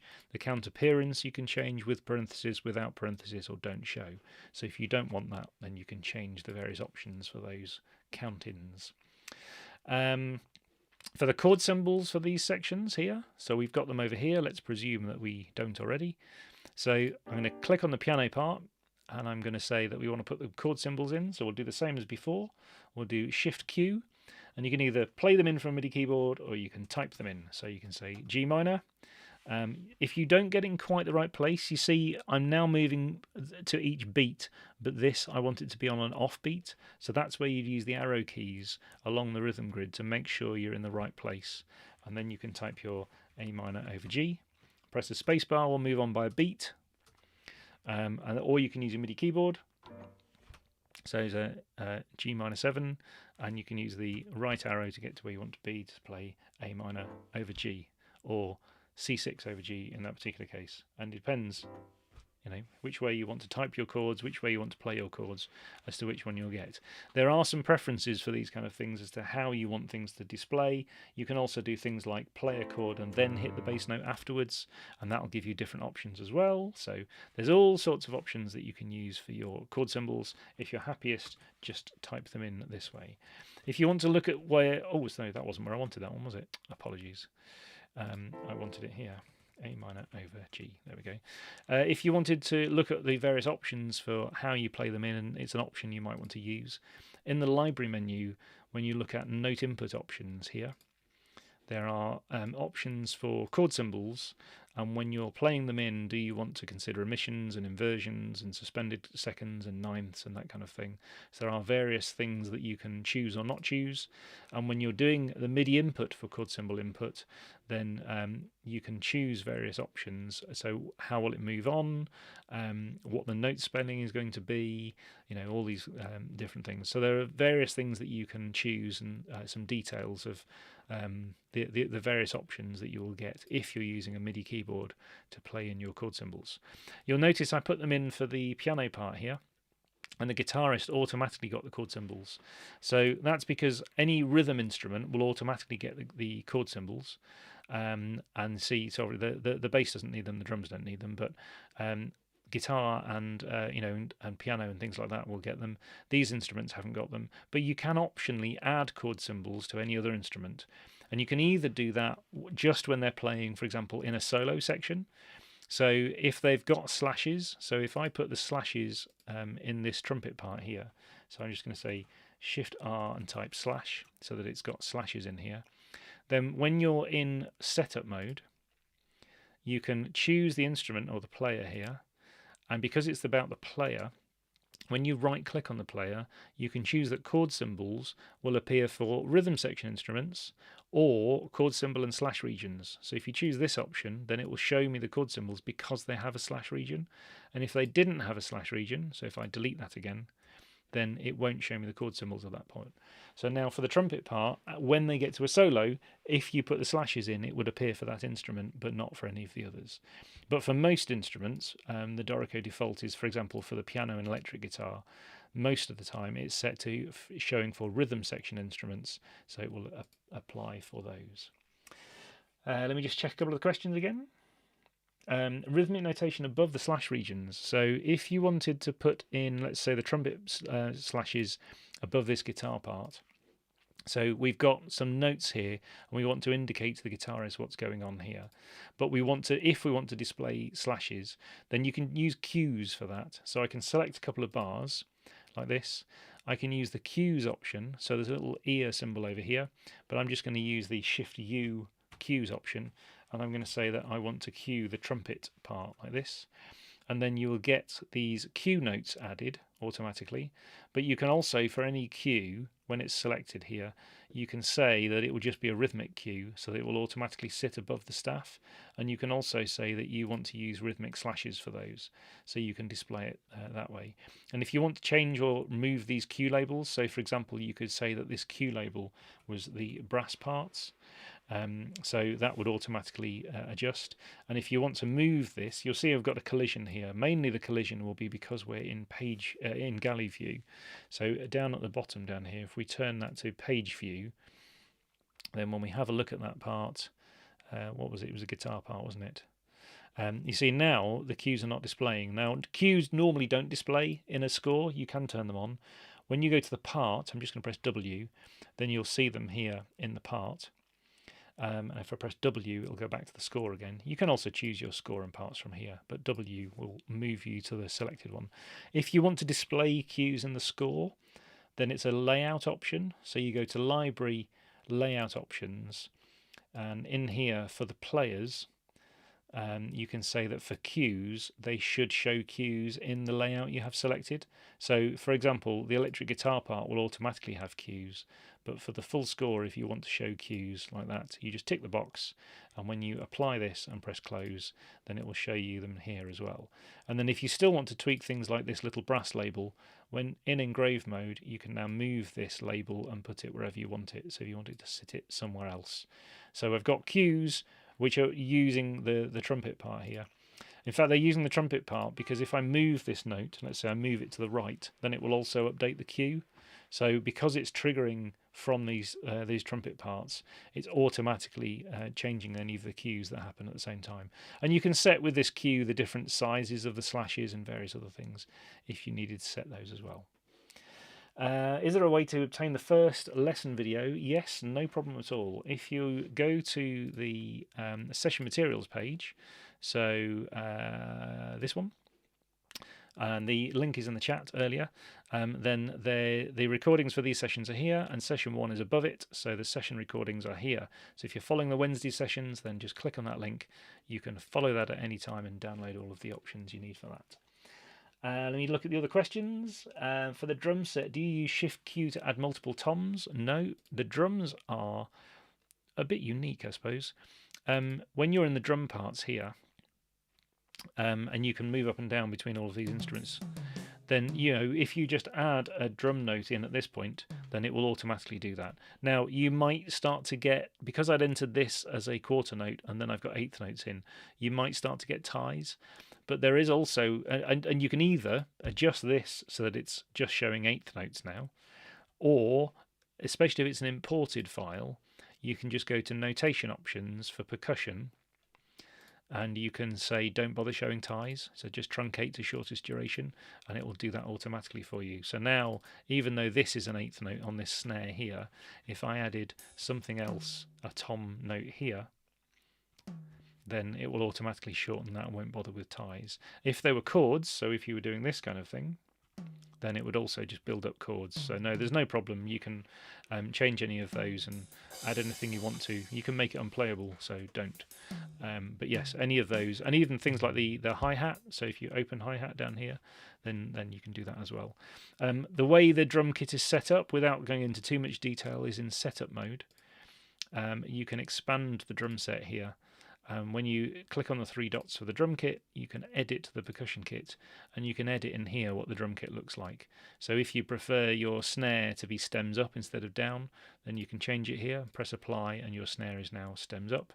If you actually want it to be stems down, then you can do that. If you want all of your toms to be stems up as well, you can change that. So if you want hands stems up, feet, pedal, everything else stems down, you can change that in this kit editor. This is also where the hi-hat, for example, is defined. So when you click on Edit Percussion Playing Techniques, you see we've got the X note head in there. So that's why we get the X note head automatically for the hi-hat as well. For auto harp, can you limit the chords to those available on the diatonic instrument? No, I don't think you can. I've never played an auto harp. I'm sorry, but no, I don't think you can. For a large harp, orchestral harp, Dorico needs the pedal diagrams set so that it can show you the notes correctly and play the glissandos correctly. But no, you can't limit an instrument to only have a certain number of notes. How do you display a transpose score? Good question. So just behind me, if I turn me off, down here at the bottom down here, it says transposed pitch. So if you choose that option, there's also an option in the edit menu. You can switch between concert pitch and transposed pitch here, and there are shortcuts for those, but there is an option down here at the bottom of the screen, so that will switch. So now my trumpet part's here, and you can see obviously the key signature changes as well, and the trombone and the alto saxophone, and when I switch to concert pitch, then they all go back to concert pitch. So that's how you switch those over. Let me just check the other questions. Can you reduce the staff by a percentage and move independent staves to avoid collisions? Yes, but I don't think we need to in this particular case. You can. Dorico will basically do it for you. The reason it wouldn't be doing it normally is if you are in galley view. So in galley view here, if you start to get collisions with things or things are getting too close, that's because there isn't really any spacing done in galley view. You just get the same gaps between everything. So if you want to change anything in galley view because you're getting collisions, it's in the library layout options in the vertical spacing section.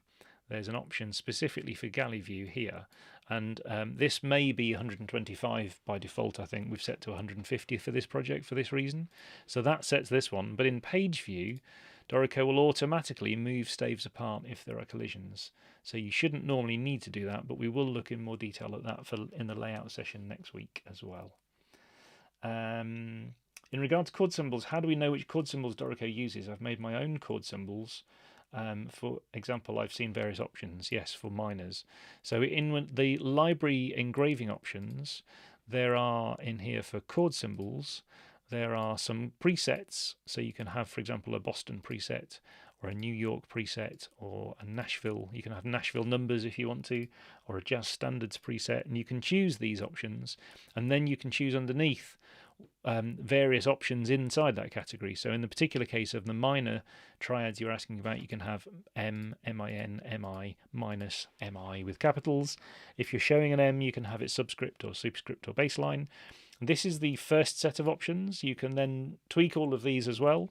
So even when you've applied these options and chosen various settings for these chord symbols, there are also other things that you can set to manually tweak these, and there's a whole session that we could do on various chord symbol options, and you can set up your own chord library of exactly how you want things to display as well. But believe me, they're all there. We don't have time to go into it all today though.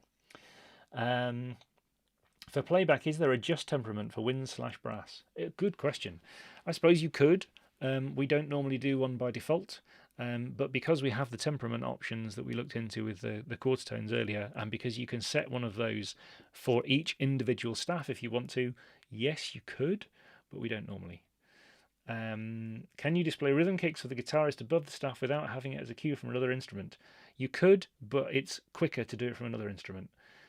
Yes, you can if you want to. So you could use, instead of having rhythm slashes like this, you can have slash voices, which we looked at in the first session last week. You can have more than one set of slash voices as well, so you can have notes and slashes above them if you really want to. But it is often quicker just to use a cue, to be honest. How did I make it just a rhythmic cue? When you choose the cue label here, and you open the properties panel at the bottom, you can turn on rhythmic cue or not. So it's one of the properties at the bottom down here. Turn on rhythmic cue and whether you want to use slashes and then what size slashes you want. So there's slash appearance options as well as distance. So if you want to set them a different distance from the staff, then you can do that too. So those are all properties. When you've selected the cue label here, it shows you all the properties. Hang on a second, that must have been related to something else. Oh, so it must have been rhythmic kicks for a guitar above the staff, having a kick on the end of 2 and the end of 3. Yes, I mean, I would say in some cases I've even added an extra staff to the project that I'm not using for printing, but has just got some of the cue things in it that I need and the specific options, because queuing that instrument then and having it display correctly is much quicker, and not having to worry about extra random rests or other rests that it's created in here when you're messing around with two voices and all that kind of thing. And the size is correct because they're slightly smaller and everything else. So I'd even go that far and maybe even add an extra instrument that you're not going to print just to do the cues from, possibly. Can I add a fretboard to chord symbols? Yes, you can. When you're in setup mode for a particular instrument, for chord diagrams, you can also set whether or not they're using chord diagrams as well. So you can set that in here. So for that specific player in setup mode, right click, choose chord diagrams and choose the tuning. You can set up various different types of tunings as well if you want to, and change the individual chord diagrams as well. That would probably be another session where we could do all of that, or just set it to no chord diagrams. There's also an option if you want it for any project to show all of the chords as a box at the beginning of the project. That's a layout specific option. So in layout options for players, you can choose, no it isn't, it's in chord symbols and diagrams, apologies. You can say that you want to show all the chord symbols above specific players or above the top of the system. So if you wanted to show the chords above the top of everybody instead of on particular instruments. You can also show the chord diagrams used at the start of the flow. So if we press apply, then it's just showing me all the chords that we've added to this project at the start of the flow, because that might take up less space than displaying them every time there is a chord symbol. And the tunings and things that you can set for all of these and the size for all of these are all set in here as well. So that's an option that you can use for those as well. Going back to the questions. Entering drums, can I use the Y but not via a MIDI keyboard? Yes. You can use the Y, but you don't have to use MIDI keyboard. So when you're entering drum notes, yes. if you just press Y, that will enter a note on whichever one of these instruments you've selected. So obviously you might want to check the note duration you've got over here as well, probably eighth notes in this case. And you can move up and down and just use Y instead of using the MIDI keyboard if you want to enter notes that way, but yes, or use a MIDI keyboard. Guitar bends notation, yes, I don't think I've got any in here, but you can do those. They're also in playing techniques over here. There's a section at the bottom for guitar with various bends and things in, and there's, again, that's maybe we should do a session on guitar bends. So this one's more about arranging. Can I use a drum cue that shows the complete drum set for other players? I don't quite understand the question. Can you let me know, or maybe email me? If you want to email me an example, that sounds a bit more specific, then I'll give you my email address at the end and you can email me the specific question. Now, a few other things in this project, in this arrangement, that before we finish. So there is a section later on, I think, where here we've got this was a vocal staff, but they're also playing tenor sax. So they're singing for part of it. It's obviously a small band, and then they're going to play the sax solo because, I don't know, they're the star of the show or whatever. So in this one, when you go to setup mode, we've done this by giving the top player here, they are both a voice and a tenor saxophone instrument. You can do this just by clicking on the plus over here. And when you click on plus, you can add in other instruments. I'm just going to press escape. So I've already added to a voice and a tenor saxophone. Now, when you're in write mode, and you go down to galley view down here, you will see at the top of the project both the voice and the tenor sax staves. So you can see we've got the voice staff and the tenor sax. When you're in page view, apologies. When you're in page view, you don't. You just see the first instrument they're holding, and then they start singing here. And then as they move through the piece and they get to tenor sax, it puts the change in automatically for them. So you don't have to specify yourself where that goes. In galley view, all you need to do is just write for the voice and the lyrics that you added here. And then later on, you just switch to this other staff and you write the notes in here for the tenor sax. And we've already put some notes in here, so you can see that's been done. So now for this particular part here, what you might want to do is just display slashes. So the solo will sound, but you'll just have slashes. So a slash region, if I select all of these notes here and press Shift R and type slash. It's moved. Apologies, it moved. So now I've got the slash region. It's put the chord symbols in for me because that's what we've told that player to do over here. If you right click, the chord symbols are shown for chord symbol and slash regions for this player. And you now have the solo will still play. So if you were to export this as an MP3 file, it would still play, but they will just, for their part, just be given the chord symbols. And you can also move this region. If I use Option and the right and the left and right arrows, I can make this region start here where the solo actually starts, and then I can extend it at the end either with my by moving this little drag handle with a mouse, or by using the Option Shift shortcut that we used before. So now I've got this slash region, but the notes are still here. And you can also tell the notes are still here if you go down here to the key editor, because in the key editor you can still see all of the notes here, and you can still edit them down here as well. So if you wanted to change anything in here, and you can resize, bear with me, you can resize this with this little handle over here. You can see all the notes and they will play back, but they don't need to be displayed on that part, so you can hide them. We've also, on the last bar here, we also want to add some accents and dynamics. So let's do it for all of these players. So I'm going to choose this bar here. I'm going to choose all the way down to the bottom for the drum kit. And I can add accents to all of these notes just by using the button over here. You can also add dynamics to lots of instruments all at the same time, like we did in the previous project. So what I'm going to do is press Shift D, now I have them all selected, and I'm going to say that we want a hairpin, so I'm going to use the greater than, less than symbol on my keyboard.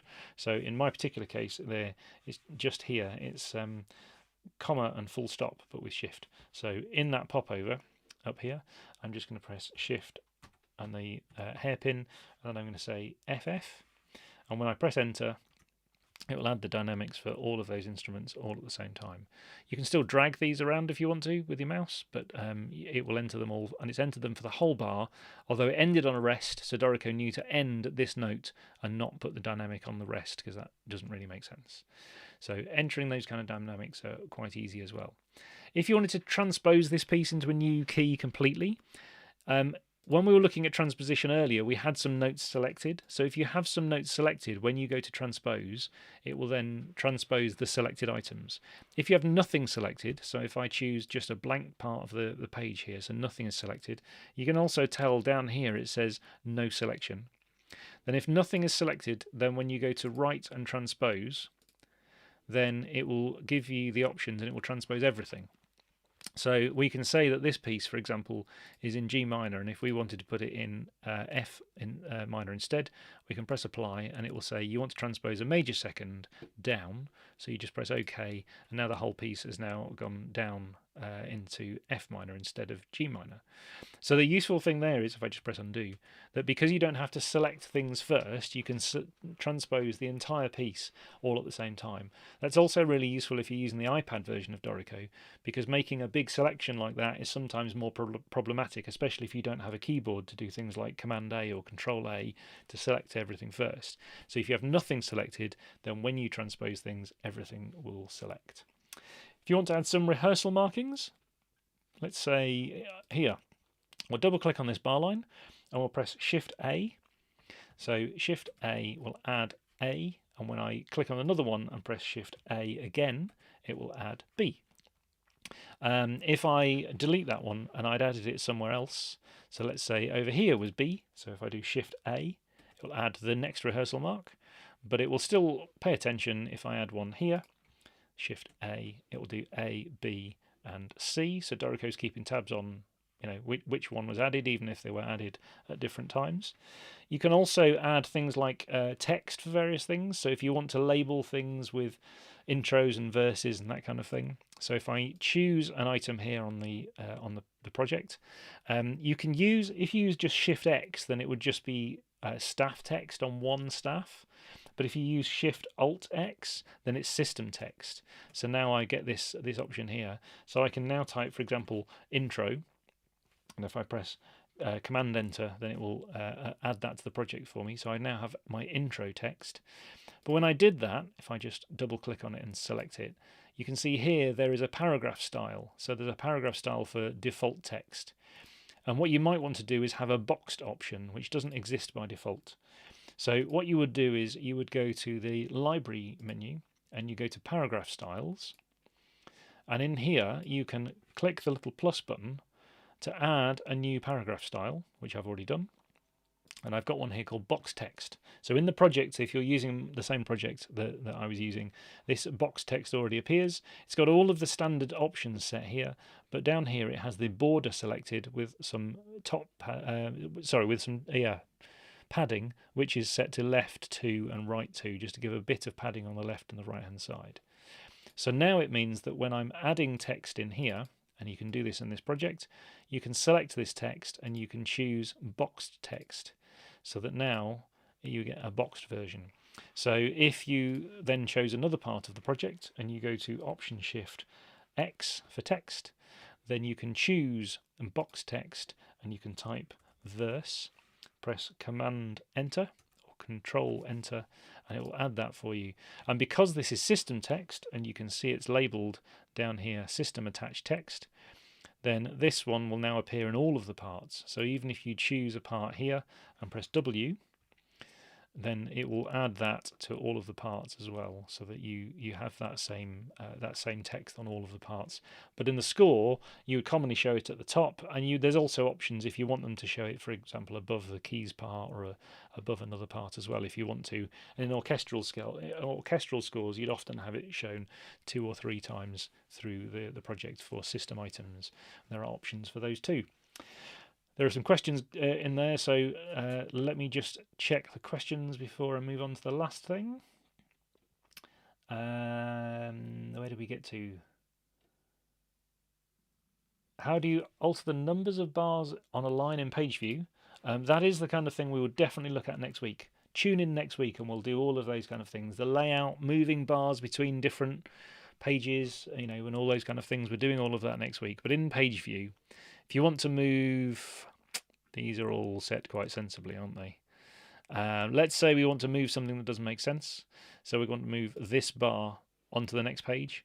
In engrave mode, there is move to previous, move to next. So if I choose something and say move to next, it will move it to the next one. And if I choose something and say move to previous, it will move it to the previous one. So that's an option you can use, and we'll look in more in detail at that next week. There's a teaser for you. The transposing instruments appear in concert pitch. To showing transposed pitch, yes, down here behind me, down here, you can change this transposed pitch or concert pitch. You'll always find that even if you're showing your score and concert pitch, that your parts by default are all transposed. And they will have automatically activated this switch down here for transposed pitch. You can show them in concert. If you've accidentally shown them in concert pitch, when you come to print them, Dorico will warn you and say, do you want to do that? Because some of your parts are in concert pitch. But yes, the switch is down here. There's also one in the edit menu for concert pitch and transposed pitch, and there are shortcuts as well if you prefer shortcuts for those.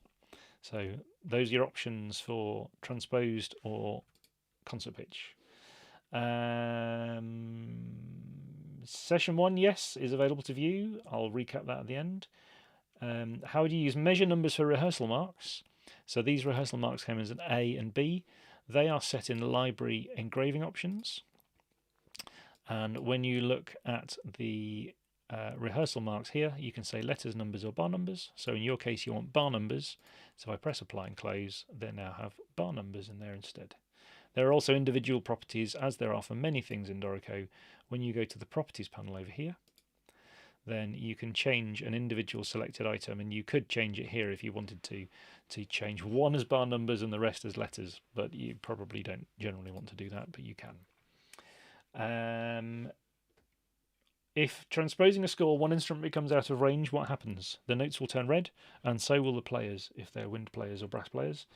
So it will warn you, it will still let you notate it, because maybe you know something we don't about that player. But yes, it's it will still work, but they will be red. So if I move this down a long way, then it becomes red. And if I move it up a long way, then it also becomes the same colour as your trumpet player. So there are, yeah, it will do those automatically. The ranges are also editable if you really want to. So the ranges of all the instruments are in the library instruments editor, and you can change the range of things. But yes, they will show you. There's also a dark red when it gets to kind of a professional range, and a bright red when it gets out of range. That was an answer to the question. Thank you, Nate. And if it's an A2 and A at the end of a form, yes, you can tweak all of these rehearsal marks. So you can say it's an A2 or anything else. Yes, there's suffix and prefix options down here as well. So you can change those and add in extra rehearsal marks and those kind of things as well. One last thing then, let's destroy this slightly. So let's just say at some point in this project, in a place that doesn't really make sense, but that doesn't matter. If you choose a bar, doesn't matter which one, let's say this one. So I'm on what, bar 10? If you use Shift R for repeats and you type end, E-N-D, then you'll get a first and second time ending and a repeat ending. So this doesn't make sense in this particular case, but in some cases, if you need to add first and second time bars, then that's a useful option. Excuse me, sorry. So all I did there, if I just press undo, is I've selected a bar. It doesn't matter which instrument because it'll always sit at the top anyway, but you type Shift R for the repeats pop over, and you can type end, E-N-D, and it will add first and second time. And when you choose these, you can then set in the properties panel if they repeat more endings, or they play more times, or anything else. You can add those as well. There is also, of course, some options in the repeat section here for adding them over here as well. But when you create a repeat ending here, you don't necessarily also get your bar lines, your repeat bar lines and things. So end is quite a nice option to do. Your senyos and coders and things are in here as well. So if you needed a coda, this isn't going to make sense, but we'll do it anyway. Here, can type Shift R and just type coda. Dorico automatically puts a gap in, and adds the coda and the symbol, and you could put a Senyu somewhere else. I just press undo because that doesn't make a lot of sense either. Also in your repeat section, this is where you'll find things like tremolos. So if you want these tremolo options, they are also in repeats in the Shift R section. So if you're, we don't have any. Let's say your trombone is going to be playing some horrible tremolos, you can do Shift R and you can type 3 and they will then get the tremolo. So Shift R for the repeats is where you'll also find tremolos, and Shift R and 0 will turn them off, or you can use this button here which would turn them off as well. So yes, tremolos are also in there if you want them for the string players for the other piece we did. Repeats and various other things, they also exist. I've now destroyed this piece of music, but that's okay. Are there any other questions? I think that's kind of, hopefully a good summary of lots of the things for kind of, doing arrangements, moving notes around, adding them to other instruments. Some of the options for explode and reduce, or using a MIDI keyboard to enter notes across multiple instruments, and adding in these, markers for things and double bar lines and all those kind of things. So a quick recap on a couple of other things while I just wait to see if there's any other questions. So the session materials page here, this session materials page, I will put this in the chat. This is where you can find the previous session, session 1, and the files that we used in that session. The session recordings are underneath. So these session recordings, there is the first session, there's the Wednesday version. So it depends, we're running these on some Saturdays and some Wednesdays. So if you're listening to the Wednesday versions, then the session 1 is here. For session 2 that we're doing today, these are the files that we've used, and the session recordings are down here. So you can look at the previous version we did and the one on today. So those links will always be the same. They're on our YouTube channel. There will be a playlist for those as well. Some of the other shortcuts and things that we looked at are also here. So the first steps guide. If you want to do that one, it's a good, even more comprehensive note input and kind of working through some set tasks. If you like that idea, it's a brilliant guide that Lily's set up for doing that. And the second part of that guide is, the first part's a piano piece and the second part is a blues, so setting up those kind of things. The quick reference cards and the mouse mat posters and those kind of things we talked about earlier, they're in there as well. There's more resources and links to videos and templates and various other things, and also a link to the manual, so if you're looking for something in the manual you can get that as well. As I said at the beginning of the session, so we've now added, in Dorico 6.1, we've added etude elements, which is a new piano. So the piano samples in Dorico are even nicer now when you're writing piano music, and there's various other improvements, so there's some videos about that. So if you want to watch any or find out any more of those details, they are also in the chat now. I've just put the link. The next sessions that we are doing of this series are basically a week from today. So we've run the first 2 sessions here. The next one, I'm running one this Saturday, which is on layouts. But if you're following the Wednesday series, because it's a Wednesday today, then there will also be the same session next Wednesday at the same time as it was today. The Saturday ones are slightly different times, but the Wednesdays they're all exactly the same times. So the layouts one will be next Wednesday, and the week after will then be looking at XML import and playback.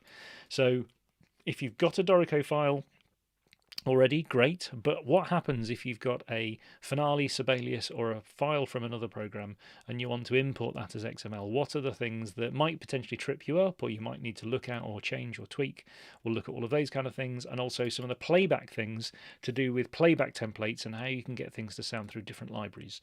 So if you want to use Garitan instead of our default sounds, or you want to use Note Performer or BBC SO or something else, we'll look at some of those and how you can quickly switch those using playback templates. So those are the next sessions that we'll be doing in this series. There's also some new videos by Jason Lafredo. So he previously did the Conquering Finale series, and now he's doing the Conquering the Transition series, which is Finale to Dorico. So I'm just going to put a link to this YouTube playlist in the session as well. There we go, in the chat. So if you like the options and the way Jason delivers things, then he will set up Finale next to the Dorico and show you where things were in Finale, where you can now find them in Dorico, and that may also be a useful option. And he's adding to this as we go. So at the moment, you've got some overview, some setup, and some right mode videos, and he's adding more videos to this series as well. So as he's working through the program, showing you this is where you used to find things from Finale, here's where you can find them now in Dorico. So there's a bunch of other things that you can look at as well. So there's loads and loads of resources and options. Question in the chat: is there a Finale-esque hyperscribe entry? Follow tap tempo for recording and entry notes. No, not really. So you could tap your foot on a pedal or that kind of thing. No, you can use a metronome. You can play along with a metronome, and you can set the metronome fairly slow, or you can use the step time options. But no, we don't really have a hyperscribe. How to connect staves for instrument groupings? I'm presuming you mean over here if you wanted to connect these ones up. Normally by default what I would do is go to start off, go to layout options, so library layout options, and there's brackets and braces, and you can set up the families and things in here. Now this one doesn't particularly work because I've completely changed the order. It's not orchestral, it's not small ensemble. You can choose these options from here, and you can see that some of them will apply. So for example, your small ensemble option will give you these groupings. The no brackets option would give you, obviously nothing. The orchestral one isn't really going to change anything because all the families that are all around.